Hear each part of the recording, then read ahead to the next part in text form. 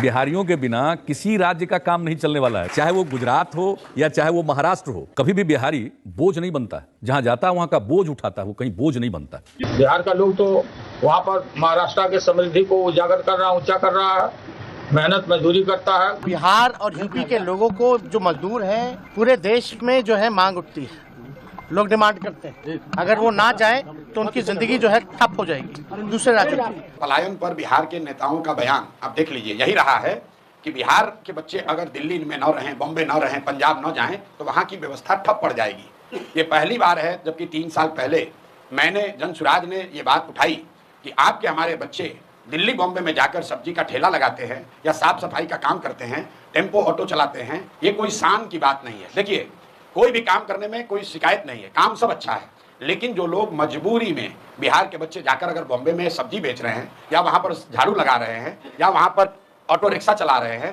पंजाब के खेतों में जाकर मजदूर का काम कर रहे हैं, ये शान और गौरव की बात नहीं है।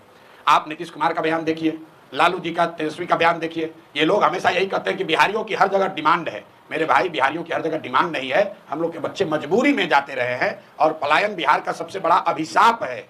ये शान की बात नहीं है।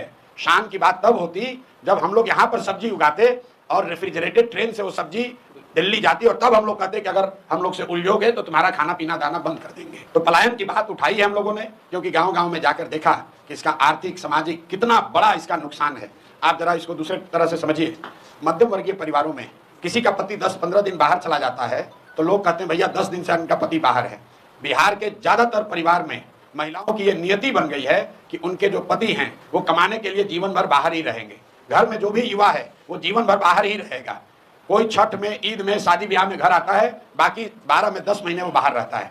जब तक शरीर में लोगों के यहाँ दम है तब तक वो मजदूरी करता है। 60-65 वर्ष का हो जाएगा तो बूढ़ा जब हो जाएगा, मजदूरी नहीं कर सकता है तो गाँव आता है। और फिर उसके परिवार का जो सबसे नया लड़का है, 16 साल का, 18 साल का, वो लड़का ट्रेन में फिर मजदूर बनकर जाता है। ये पीढ़ियों से बात चलती आ रही है, ये रुकना चाहिए। पलायन का दर्द सबसे बड़ा दर्द है, इसलिए जनसुराज ने इस मुद्दे को उठाया है। सिर्फ मुद्दे को उठाया नहीं है, इसका पूरा प्लान दिया है कि कैसे 1 साल में 50 लाख से ज्यादा बिहार से बाहर रहने वाले मजदूरों को वापस लाकर यहीं पर रोजगार दिया जा सकता है। कल भी अभी सिवान में 15 मिनट तक मैंने इसको समझाया है। एक लाइन में आपको बता दूं, जनसुराज का जो मॉडल है कि जिस दिन बिहार से पूंजी का पलायन रुकेगा उसके बाद बुद्धि का पलायन रुकेगा, पूंजी और बुद्धि का पलायन रुकेगा तो श्रम का पलायन अपने आप रुक जाएगा।